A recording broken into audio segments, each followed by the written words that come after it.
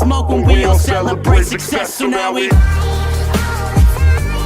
right, you know we. I thought I told you that we. Hey guys, finally found time to go pick up the sump. So you can see the finished product here. We've got the baffles in place, we've got the gates. Important to notice that the gates only open in one direction, and that's to keep the oil here in the middle. Now the reason the middle is important, and you'll see that the baffle shape is also different. Now the reason for that, my oil pump's going to sit about here, and then there's going to be a feed tube that's going to come about here. So the oil needs to stay here in the middle. So one of the things I mentioned, and I'll show you now, it'll be easier to visualize now. If I'm making a very hard right bank, you'll see the right gate closes and the left one opens. Ditto with the other one. If I make a hard left bank, left gate opens, left hand gate is closed, right hand gate opens.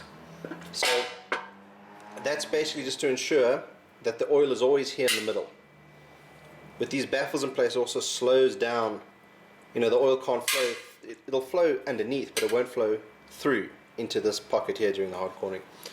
So this plus the windage tray basically guarantees I always have a reliable and constant supply of oil here in the middle for the oil pump and the engine. Then obviously the windage tray is going to go on top, and then that basically nixes any concerns I have about oil pressure. No random loss of oil and sucking up air in hard cornering on a track day. So that's peace of mind for you. Like I mentioned, the sump on my Golf 3.5 is exactly the same. So I could take that sump off, send it into an oil brake, have it baffled and slap it straight on with the new windage tray, good to go. And yeah, it's a worthwhile mod if if you're doing track days, or even gymkhanas or high-speed ovals and that kind of thing. It's worthwhile just to have the peace of mind knowing that your oil pump at least always has consistent pressure and a consistent supply of oil. So that's really it. There's not much. You'll see they've acid washed this, and they've taken a hard wire wheel. Let me just zoom in there, and they've scraped this up. This is obviously just to prepare for the welding, give it something to bite on. Now, I was going to, when I got this back and had a look at it, I was thinking to myself I should paint the inside, but it's really not necessary.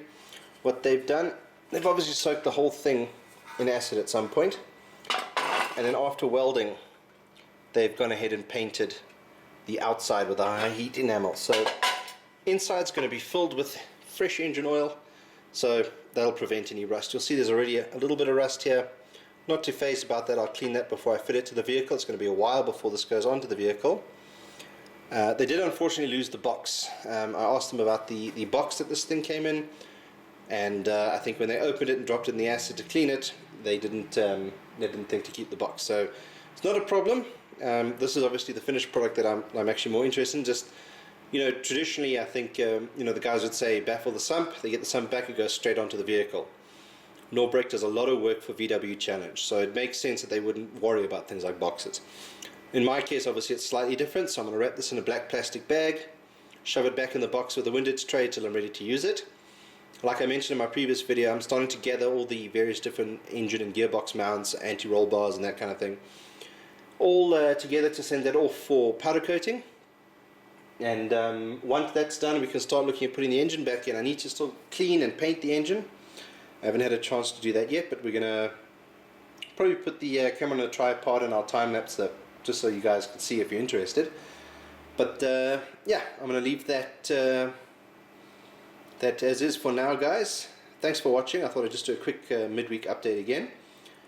I am away this weekend, so I'm not going to be working on the car again. I'm going to try and get some work done on Thursday. I did do quite a bit of work this past weekend. Unfortunately, I'm not in the garage to film that. We have a bit of an issue with power today, so I'm just in the house now. We're running a generator at the moment, so I don't want to go into the garage and put any extra load on the Jenny.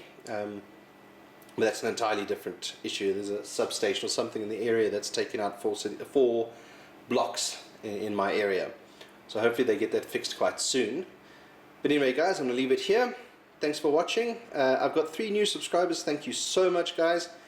Once again, if you want to keep up to date, Instagram is probably the best place. I'm very active on Instagram these days. But yeah, let's carry on building this car, and I'll see you guys in the next video. Cheers for now. Hi guys, thanks so much for watching. If you want to see more and be kept up to date, please follow me on Twitter, Instagram, and subscribe to my channel. With your help, we can get this project complete and move on to the next one. Bye for now.